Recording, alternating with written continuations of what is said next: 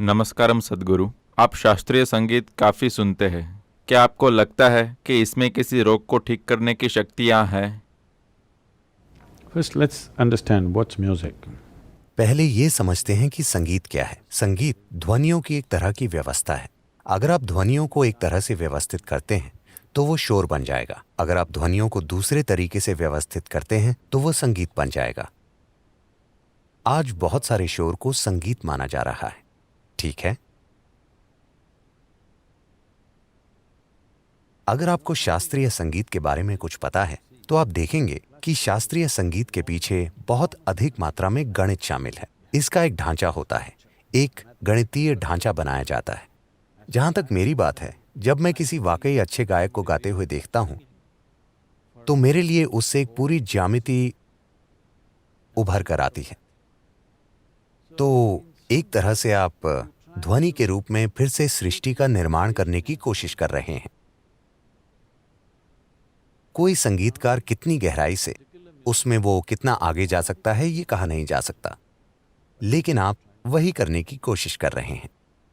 आप ज्यामितीय पैटर्न्स की खोज करने की कोशिश कर रहे हैं, वो सभी जटिल पैटर्न्स जो सृष्टि के रूप में संभव हैं, क्योंकि सृष्टि बस ध्वनियों का या स्पंदनों का एक जटिल मिश्रण है।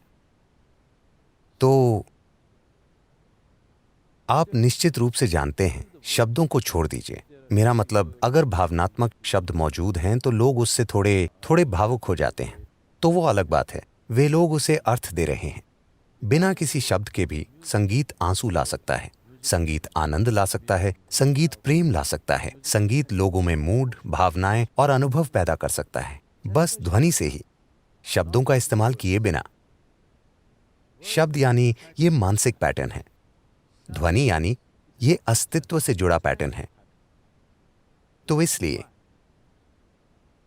ऐसा संगीत जिसमें शब्द नहीं होते बहुत महत्वपूर्ण है, और ज्यादातर भारतीय संगीत काफी हद तक ध्वनि है। यहां वहां कुछ शब्द होते हैं पर ज्यादातर ध्वनि, क्योंकि Sound is an existential structure. ध्वनि एक अस्तित्वगत संरचना है।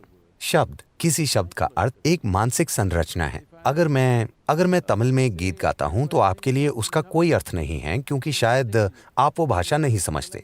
अगर आप किसी दूसरी भाषा में गाते हैं जो मैं नहीं जानता तो मेरे लिए उसके कोई मायने नहीं है, क्योंकि मुझे मतलब नहीं समझ में आता। लेकिन ध्वनि की प्रकृति ऐसी नहीं है। अगर ध्वनि को एक विशेष ज्यामिति में व्यवस्थित किया गया है तो इससे कोई फर्क नहीं पड़ता कि आप कौन हैं। ये आपकी भावनाओं को नहीं छूता, लेकिन ये आप जो हैं उसके अंतरतम को छू लेता है, उस मौलिक तरीके से जिस तरह से ये सृष्टि यहाँ घटित हुई है।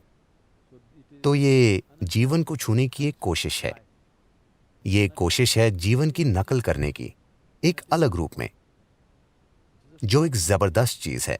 और क्या लोग इससे स्वस्थ और ठीक हो जाएंगे? बिल्कुल, अगर आप सही पिच को छू लें।